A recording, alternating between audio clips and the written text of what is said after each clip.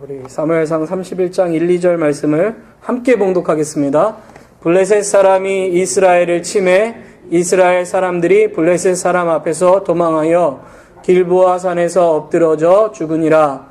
블레셋 사람들이 사울과 그 아들들을 쫓아 미쳐서 사울의 아들 요나단과 아비나답과 말기수아를 죽이니라. 아멘. 예, 이제는 사무엘상 마무리 또는 사무엘하를 시작하는 단계입니다. 예전에 한번 설명드린 적이 있는데 사무엘서는요, 원래는 상하로 나뉘어져 있는 책은 아닙니다. 히브리 성경에서는 한 책으로 되어 있어요. 그래서 우리가 오늘 이제 사무엘하 1장까지를 볼 텐데 31장과 1장은 다 사울의 죽음에 관련된 이야기로 연결됩니다. 어떻게 보면 이제 이것을 70인역 헬라어로 이거를 이제 번역하면서 사무엘상과 사무엘하를 나눴는데, 그때에 뭐를 기점으로 나눴냐면 이 사무엘의 죽음으로 끝나고 사무엘의 죽음의 소식을 들은 다윗의 얘기로 이거를 사무엘하를 시작해가지고 뒷부분이 이제 한 4장 5장까지는 다윗이 유다의 왕으로, 어떻게 보면 헤브론 지역의 한 지파의 왕으로 있다가 이제 온 이스라엘의 왕이 되는 그 단계로 쭉 진행됩니다. 그래서 오늘까지가 어떻게 보면 사울의 이야기는 마무리되는 거예요. 이스라엘의 초대 왕이었던 사울의 이야기가 마무리되고, 이제는 하나님께서 두 번째로 세운 다윗의 이야기가 다음 주부터 펼쳐지도록 하겠습니다. 제가 나눠드린 것 먼저 보도록 하겠습니다. 다윗은 하나님의 도우심으로 블레셋과 이스라엘과의 전쟁을 피할 수 있었습니다. 또한 아말렉에게 침략당한 시글락을 발견하고 하나님의 인도하심과 도우심 속에서 재빨리 쫓아가 그들을 물리칩니다. 우리가 지난주에 봤던 것처럼 블레셋에 피해 있었던 이 다윗은 시글락이라는 땅을 이 아기스라는 블레셋 왕에게 받아가지고 그 땅에서 600명과 함께 머물게 됩니다. 전쟁에 나갈 만한 장정들이 600이고 그들의 가족까지 하면 훨씬 더 많은 숫자의 촌락이 형성이 된 거죠. 그런데 아기스 왕 밑에 있다 보니까 이제 블레셋이 이스라엘과 전쟁을 하게 되었을 때 다윗도 당연히 나갈 수밖에 없는 것이었어요. 그래서 나갔어야 되는데 블레셋의 장수들이 반대했죠. 지도자들이. 아니, 저 다윗이 어떤 사람입니까? 사울은 천천, 다윗은 만만이라 하던 자가 아닙니까? 그가 갔다가 만약에 배신해서 우리를 공격하면 우리가 더 어려움을 당하게 됩니다. 갈 수 없습니다. 하게 된 거죠. 그래서 다윗이 전쟁터로 나간 것이 아니고 다시 시글락 땅으로 돌아가게 됩니다. 만약에 다윗이 전쟁터로 나가서 이스라엘과 전쟁했다면 이제는 다시는 이스라엘 땅에 가지 못하는 자가 돼버리게 되는 거였죠. 근데 하나님께서 어떻게 보면 사람들의 그 마음을 이용해 주시고 또 해 주셔서 반대가 되고 그래서 돌아올 수밖에 없게 돼요. 그런데 그 돌아온 그 길에 시글락 땅에 와봤더니 시글락이 불타는 거예요. 자세히 보니까 아말렉 사람들이 거기서 약탈을 해가지고 모든 사람들을 끌고 재물들을 훔쳐가지고 간 거죠. 그걸 발견한 사람들이 이제 다윗을 원망하죠. 너 때문에 이런 거야. 아까도 말씀드렸던 것처럼 지도자들이 늘 문제가 터지면 이제 욕을 먹지 않습니까? 그러니까 다윗도 돌에 맞아 죽을 뻔했지만 하나님을 믿는 믿음과 또 하나님을 의지하는 믿음으로 하나님의 응답을 받고 아말렉 사람들을 쫓아가서 거기서 모든 이들을 구출해내고 또 재물도 훨씬 더 많이 빼앗아 가지고 오는 그런 내용들을 보게 됩니다. 지난주에도 말씀드렸지만 원래 포로로 끌고 갈 때 노인들, 어린이들, 약자들은 끌고 가지도 않아요. 남자들은 씨를 남겨두질 않죠. 다 죽여요. 그렇기 때문에 여자들만 보통 데리고 가거든요. 그것도 젊은 여자들만 전쟁터에서 포로로 끌고 갈 때. 그런데 참 희한하게도 아말렉 사람들은 다 끌고 간 거예요. 그 얘기가 뭡니까? 하나님이 그 모든 생명을 보호해 주셨다는 거죠. 그리고 다윗으로 가게 해서 그것을 끌고 올 수 있도록 해 주셨다는 거예요. 그렇게 그들을 물리치고 이제 다윗은 포로되었던 자들을 안전하게 구하고 모든 재물을 다시 찾게 됩니다. 그래서 시글락으로 돌아왔는데 다윗은 돌아온 지 3일째 되는 날 아말렉 출신의 한 소년에게서, 이 한 소년이라는 건 젊은 청년을 이야기하는 겁니다. 우리가 소년이라고 그랬다고 우리 아들들 같이 이렇게 조그만 애들을 얘기하는 게 아니고요. 사울과 요나단이 죽음을 맞이하였다는 소식을 듣게 되죠. 그 소식은 어떻게 보면 다윗과 그에게 속한 사람들은 어떤 소식이에요? 자유를 얻게 되었다는 기쁨의 소식이죠. 그렇죠? 왜요? 자기를 그렇게 죽이려고 쫓아다녔던 사울이 죽었고 그들의 가족마저 다 죽었으니 이제 다윗을 찾으려는 사람은 없을 거 아니겠어요? 그럼 이제 자유를 얻은 것인데 다윗은 그것으로 인해서 기뻐하지 않아요. 진심으로 애도하고 진심으로 애통해야 합니다. 하나님의 기름 부음 받은 사울을 끝까지 인정하고 자신을 선대하였던 요나단을 추모하죠. 이게 정말 쉬운 게 아니에요. 그렇죠? 나의 적수였던 사람이 죽으면 또는 어려움을 당하면 우리는 당연히 좋아하게 되잖아요. 그럼에도 불구하고 다윗은 그렇게 하지 않았다는 거죠. 저는 이것이 어떻게 보면 그리스도인의 마음 자세여야 한다고 생각해요. 원수는 누가 갚아주셔요? 하나님 갚아주시는 거예요. 그렇죠? 그래서 성경에도 보면은 내가 선대했는데 그 사람이 나에게 악을 행하면 그 숯불을 그 원수의 머리 위에다가 하나님께서 올려주신다고 그럴 정도로 하나님께서 행하시는 거죠. 그래서 우리가 지금까지 봐왔던 것처럼 다윗이 손을 대지 않았어요. 하나님을 믿었죠.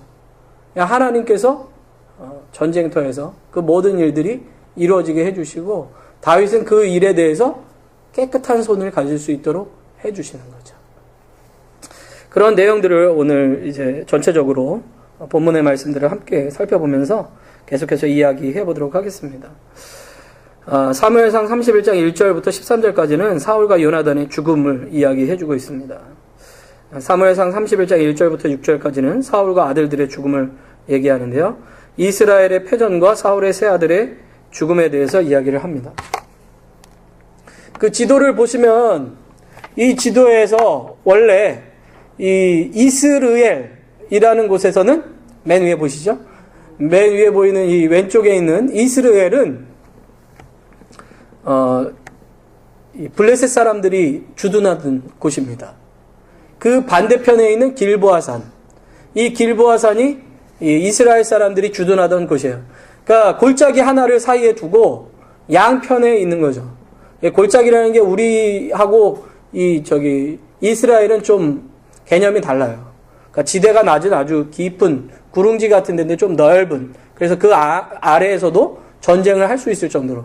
한국의 골짜기는 이제 이런 거잖아요. 보통 V자로 돼가지고 사람도 지나다니기 힘든 뭐 그런 거지만 여기는 좀 그런 것과는 좀 이스라엘은 지형 자체가 좀 달라요. 어쨌든 이 두 곳에서 전쟁이 본격적으로 펼쳐지는 거죠. 블레셋 사람들이 이제 이스라엘을 쳤는데 이스라엘 사람들이 블레셋 사람 앞에서 도망을 합니다. 그러니까 얼마나 기세가 좋았고 처음 시작부터 이 이스라엘이 밀리기 시작했는지요. 사람들이 도망쳐가지고 블레셋 사람들이 길보아 산까지 쫓아 올라가는 거죠. 그러니까 반대 진영으로 쳐 올라간 거예요.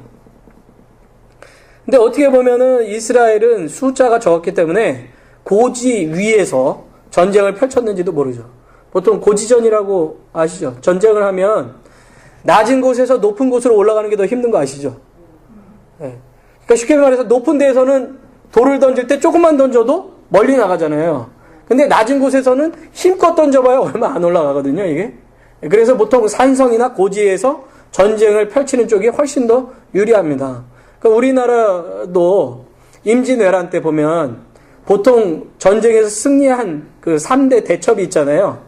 행주 대첩이 있고, 진주성 대첩이 있고, 그 다음에 이제 바다에서 한산 대첩인데, 그쵸, 뭐, 노량해전도 있고, 뭐, 여러 가지가 있지만, 이런 그 두 가지가 다 어디에 있었냐면, 들판이 아니라 산성이었어요. 적은 숫자로 이길 수 있는 유일한 방법이죠.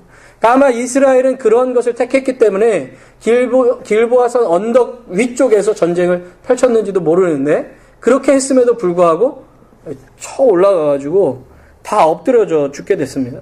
블레셋 사람들이 사울과 그 아들들을 쫓죠. 벌써 아마 의복부터가 왕과 왕자들은 좀 달랐을 거예요. 우리가 군대에서도 그렇잖아요. 높은 분들은 옷이 다르거든요. 그 동해안에 북한 잠수함이 들어왔을 때 제가 그때 군생활을 하고 있었어요.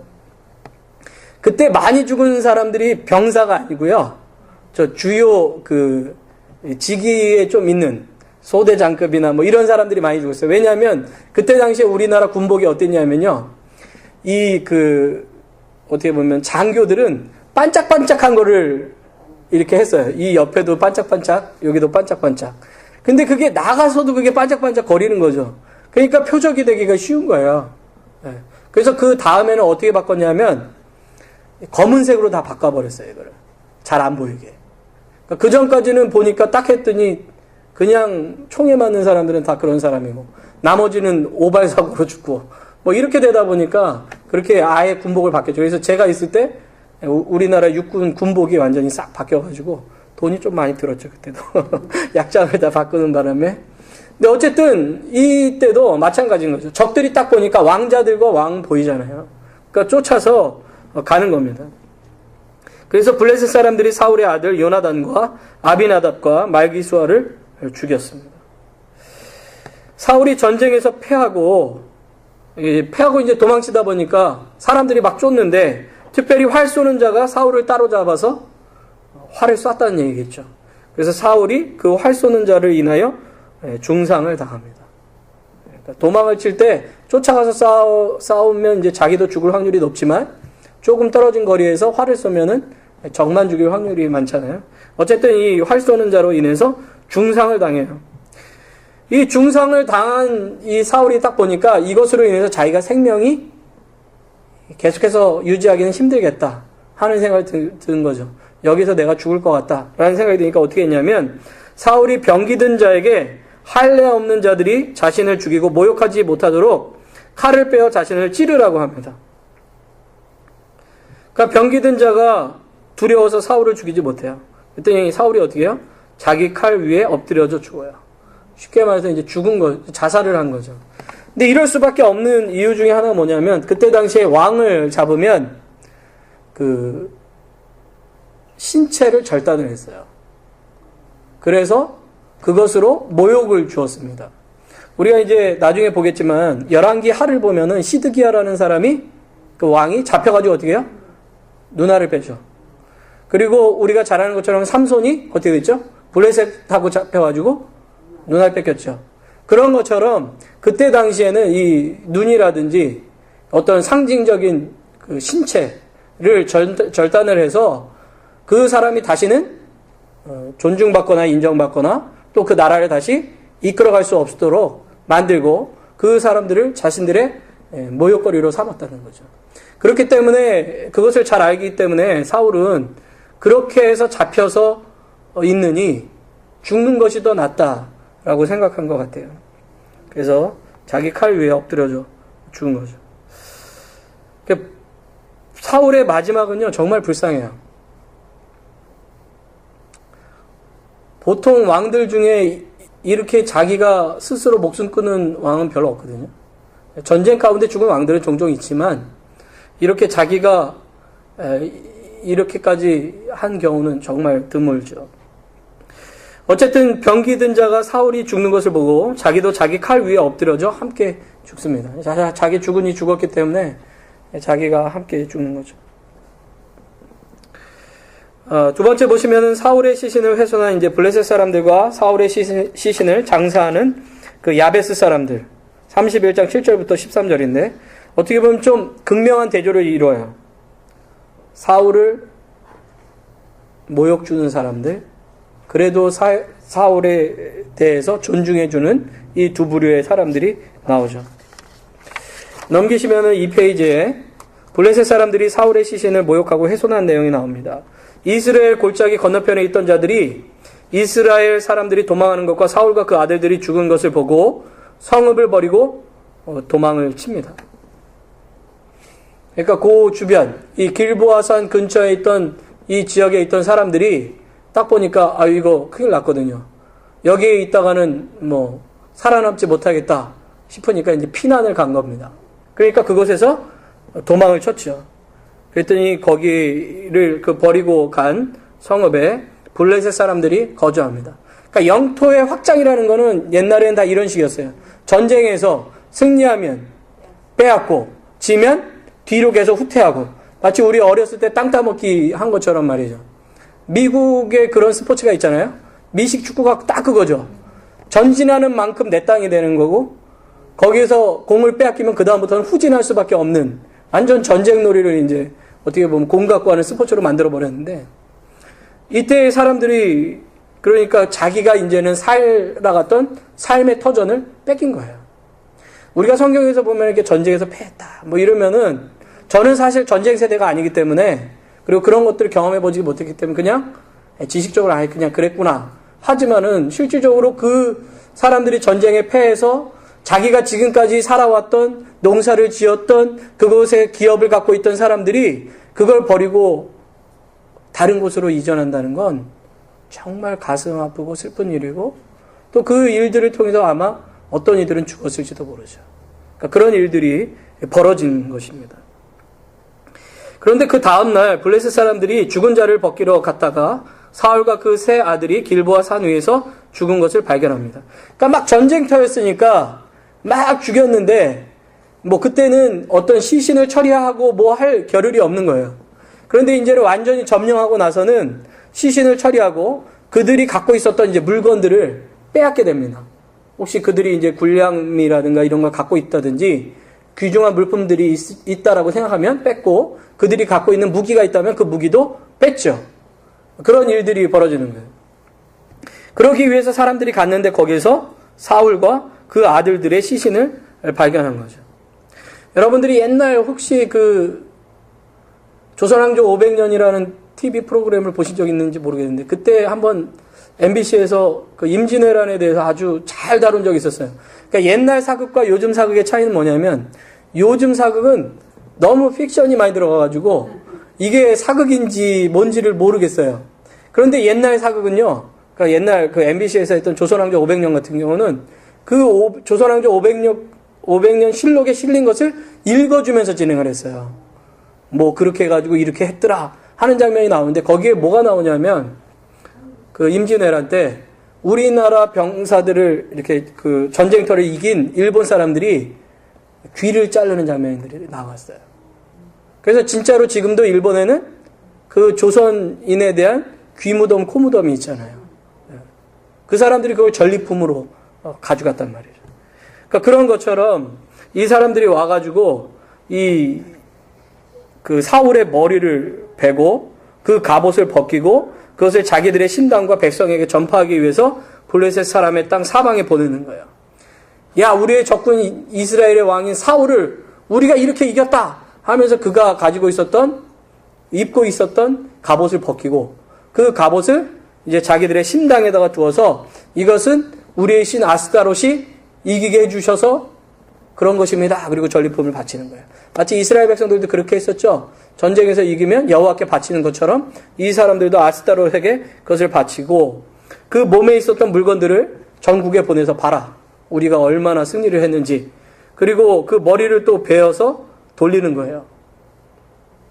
참혹하죠. 전쟁에서 진다는 건 정말 참혹한 것입니다. 여러분, 이게 우리가 하는 이 세상의 전쟁도 그렇지만 영적 전쟁도 마찬가지인 거예요. 우리가 하나님의 뜻을 온전히 따르지 못하고 하나님의 뜻을 버리고 실패하면 그 다음부터 뭐가 되는 거예요?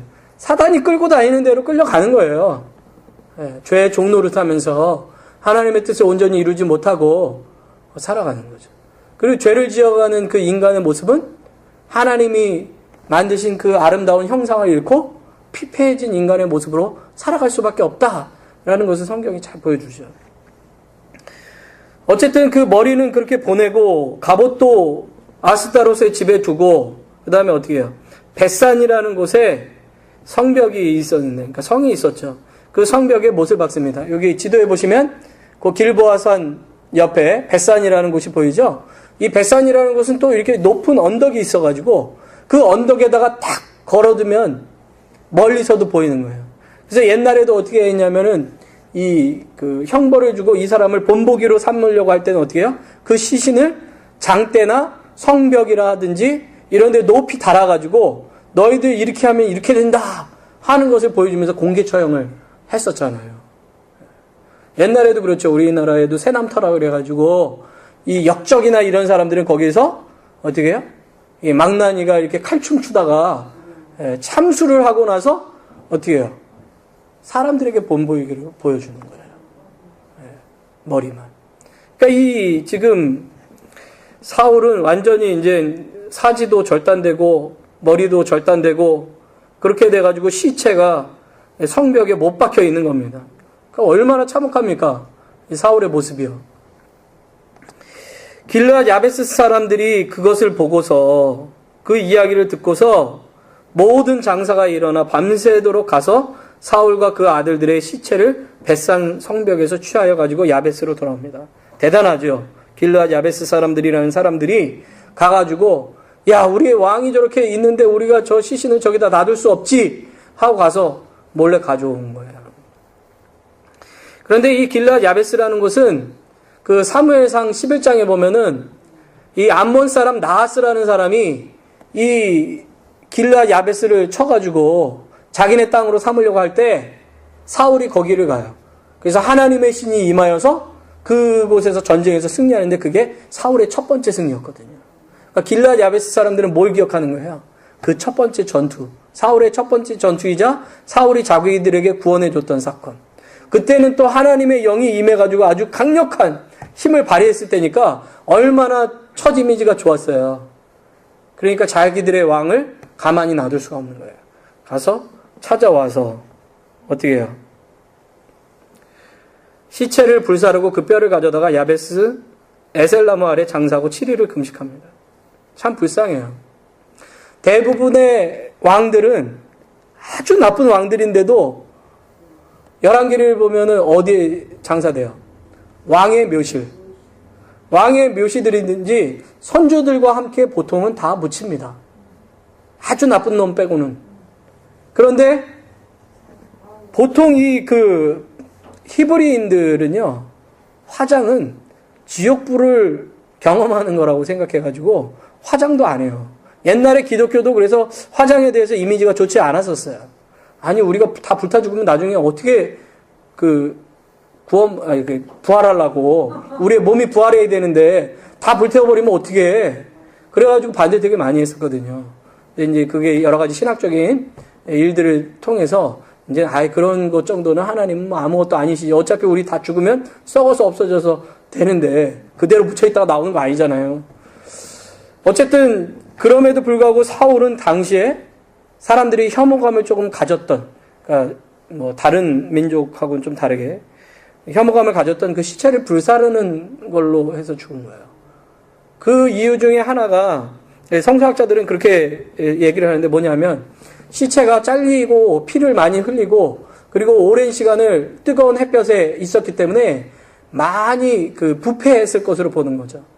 그래서 그거를 어디에다 장사 지내지도 못하고 바로 태워서 그 뼈만 가져다가 야베스 에셀나무 아래 장사를 했는데 참 신기한 게 성경의 표현들이 참 가끔가다 그 문학적인 표현들을 많이 쓰는데 그게 뭐냐면 사울이 다스릴 때 어디서 다스렸냐면 야셀나무 아래에서 다스렸어요. 그 표현이 사무엘상 23장 같은 데 보면은 나오는데요. 그런데 어디에 죽었어요? 어디에 묻혔어요? 야셀나무 아래.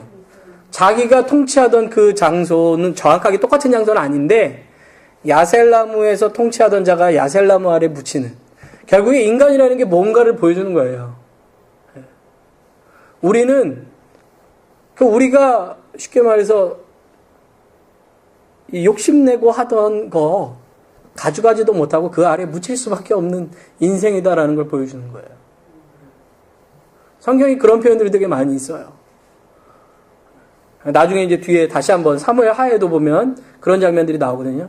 침상과 내가 얻으려고 하는 것과 같은 단어로 엮여질 때가 있어요. 그걸 이제 나중에 한번 설명해 드릴 텐데 욕심 부리던 자가 자기 침상에 죽는 장면이 나와요. 나중에 자기 부하들에 의해서.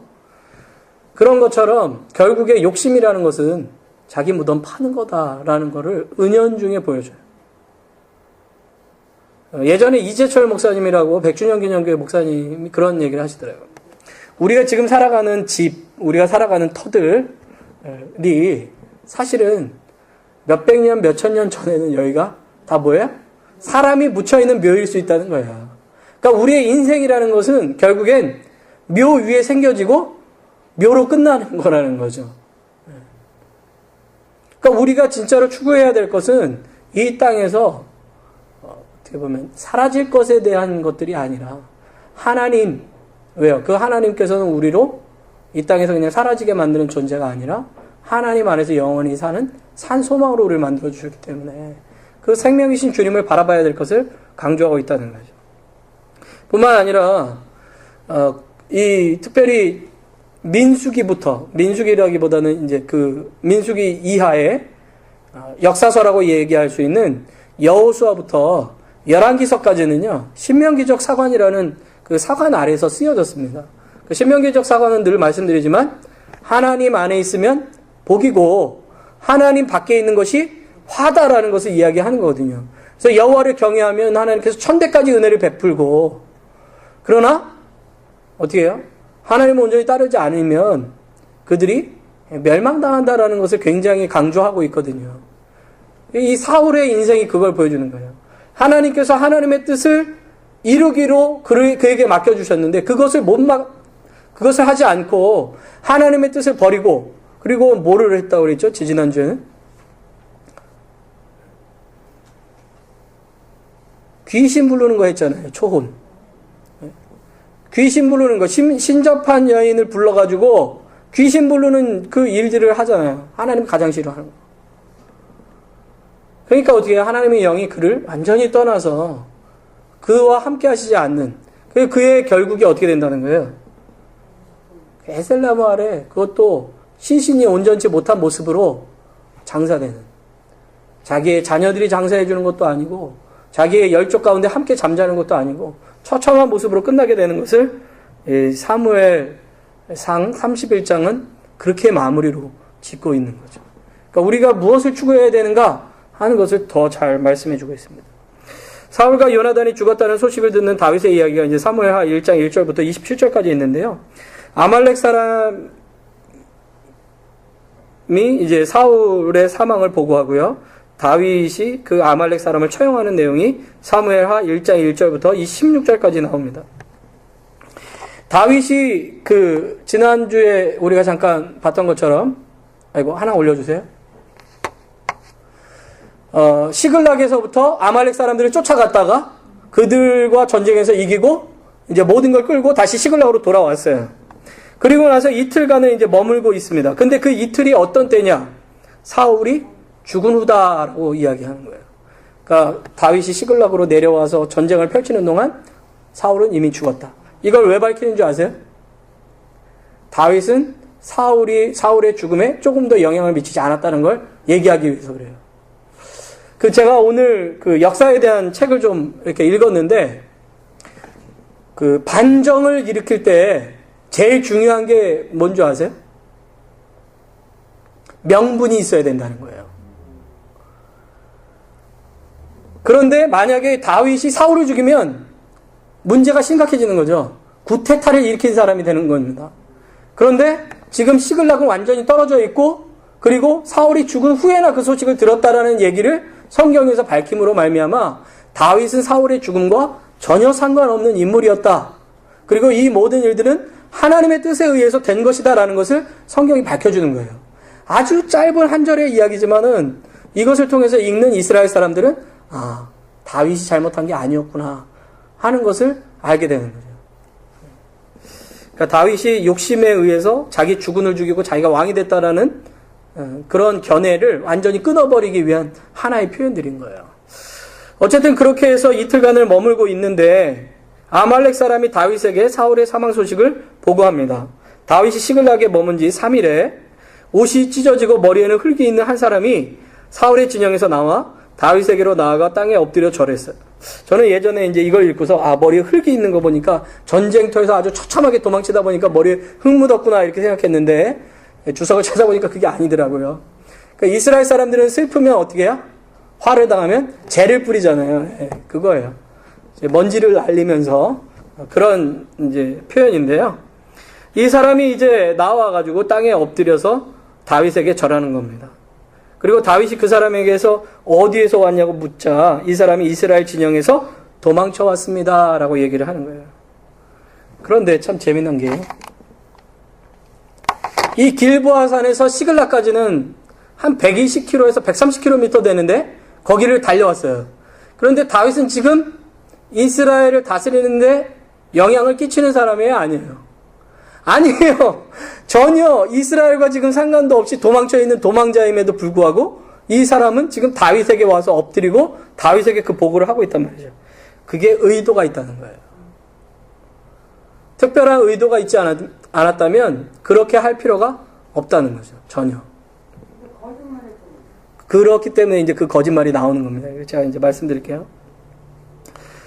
자, 그렇게 해서 이 다윗이 그 사람에게 야, 일이 어떻게 됐는지, 전쟁이 어떻게 됐는지 얘기 좀 해다오. 그랬더니 그 사람이 군사가 전쟁 중에서 도망하기도 하고 무리 중에서 엎드려 죽은 자도 많다고 얘기하면서 사울과 그 아들 요나단도 죽었다고 얘기합니다. 여기까지 이제 사실을 얘기한 거죠. 그런데 이 사람이 이제 그 얘기를 했을 때 다윗이 물어보는 거예요. 너는 근데 그거 어떻게 알아? 그 사람들이 다 죽은 거 어떻게 알아? 이렇게 물었더니 이제 자기가 우연하게 길보아산에 올랐는데 사울이 자기 창을 의지하고 병거와 기병이 사울을 따르는 것을 보았다는 거죠. 그러니까 사울이 도망을 치는데 자기 그 창을 의지해가지고 그냥 간신히 도망치고 있는 것을 자기가 이제 멀리서 본 거예요. 이 사람 표현에 의하면 처음에 멀리서 봤다 그러더니 갑자기 이렇게 얘기해요. 사울이 그 사람을 보고 부르기에 사울에게 나갔다는 거예요. 생각해 보세요. 뒤에선 쫓아오고 도망치고 있는데 불러요. 근데 그러면 자기도 도망쳐야지 와요 또. 그리고 이제 사울이 그에게 누구냐고 물으니까 저 아말렉 사람이에요 이렇게 얘기했다는 거예요. 그랬더니 사울이 그에게 자신을 죽여서 그 고통에서 벗어나게 해달라고 부탁했다고 말하는 거예요. 그러니까 사울의 부탁에 의해서 저는 어쩔 수 없이 사울이 엎드러진 후에 살 수 없는 줄을 알고 그 사람을 곁에서 서서 죽이고 그 머리에 있는 면류관과 팔에 있는 고리를 벗겨서 다윗에게로 가져왔다라고 말합니다. 그럼 생각해 보세요. 그 적들은 지금 다 어디 갔나요? 이 사람이 그거 행동할 정도였으면 벌써 이 사람도 죽었어야 되거든요. 그리고 이 이야기는 31장에 나오는 내용과 완전히 다른 표현이죠. 성경에서는 분명 자기가 자결했다고 성경이 밝혀주는 내용이에요. 근데 이거는 이 사람이 얘기하는 거예요. 그러면서 면류관과 팔에 있는 고리를 벗겨서 왔다는 거예요. 근데 이 면류관이라는 표현은 원래는 관이에요. 그 대제사장들이 머리에 관을 했거든요. 뭐 여호와께 성결 뭐 이런 거 해가지고 관을 했는데 이거는 쉽게 말해서 머리에 쓰는 이 관을 면류관을 얘기하는 게 아니라 관을 했을 때 앞에 붙이는 상징적인 그거를 표시를 이야기하는 겁니다. 쉽게 말하면 여러분들 그 파라오 그러면 생각나는 그 머리에 관 표시가 뭐죠? 뱀이잖아요. 뱀이 여기 딱 붙어 있잖아요. 그렇죠? 그런 표현처럼 여기에 왕을 상징하는 뭐가 있었나 봐요. 그러니까 그거를 내가 가지고 당신이 차기의 왕 될 테니까 이거 받아서 당신이 가지십시오. 이렇게 얘기한 거예요.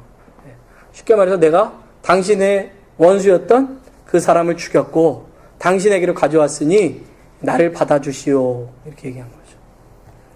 그랬더니 사울과 요나단의 죽음을 듣고 또 이스라엘의 패전을 들은 다윗이 애통해합니다. 다윗이 자기 옷을 잡아 찢자 함께 있는 모든 사람이 그렇게 해요. 다 같이 옷 찢고 슬피 운 거죠. 사울과 그 아들 요나단과 여호와의 백성과 이스라엘 족속이 칼의 죽음을 인하여 저녁 때까지 슬퍼하며 울며 금식했어요. 그러니까 진짜 애도를 한 거죠. 이 표현도 마찬가지예요. 어떻게 보면 다윗이 진심으로 사울을 애도했다 하는 표현을 보여주는 거예요.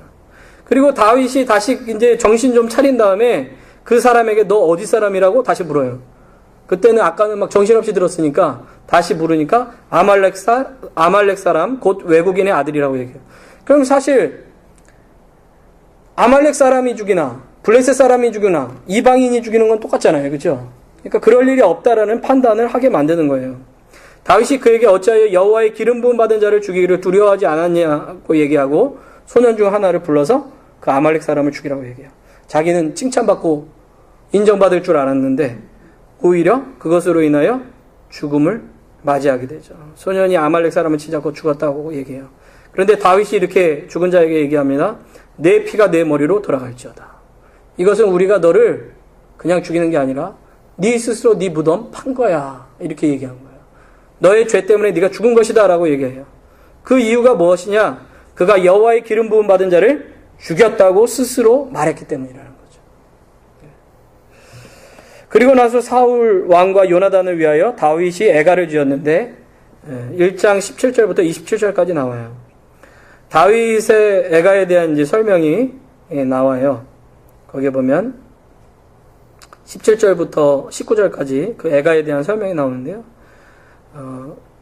유다 족속에게 이것을 다윗이 가르치라고 말했고, 다윗의 이 애가가 활이라는 노래로 야살의 책에 기록되어 있다고 그래요. 그 야살의 책이라는 건 지금은 존재하지 않는 책이에요. 그래서 정확하게 어떤 책인지는 알 수 없지만, 이제 그 여호수아에도 야살의 책에 기록했다라는 것으로 봐서 아마 그 전쟁에서 승리한 그런 무용담 같은 것들을 기록한 내용, 그런 것을 노래로 지은 그런 내용들이 실려 있는 것으로 보게 됩니다. 그 활이라는 그 애가의 내용은 사울과 요나단의 죽음에 대한 슬픔을 토로한 것, 사울과 요나단의 용맹과 미덕을 찬양한 것, 다시 한번 그러한 사울과 요나단이 죽은 것에 대하여 슬픔을 토로하는 장면으로 마무리되고 있습니다. 그러니까 오늘 이 31장과 사무엘하 1장은 굉장히 많은 메시지가 들어있어요. 첫째는 신명기적 사관을 그대로 보여주는 장면이에요. 그리고 두 번째는 다윗이 사울의 그 죽음과는 전혀 관련이 없다. 그는 진심으로 애도했고 진심으로 요나단을 사랑했다. 그러기에 그가 구테타를 일으켜서 강제로 왕위를 얻은 것이 아니라 이 모든 것이 하나님의 섭리 가운데 이루어진 것이다. 그래서 하나님이 말씀하신 그 말씀은 결국에 우리의 삶에 이루어진다는 걸 보여주는 거죠. 다윗의 삶에도 마찬가지고 사울의 삶에도 마찬가지예요. 우리가 하나님 안에 있는 것이 얼마나 중요한가 하는 것을 이 사무엘상 마지막 부분과 사무엘하 1장이 우리에게 이야기해 주고 있는 것이죠.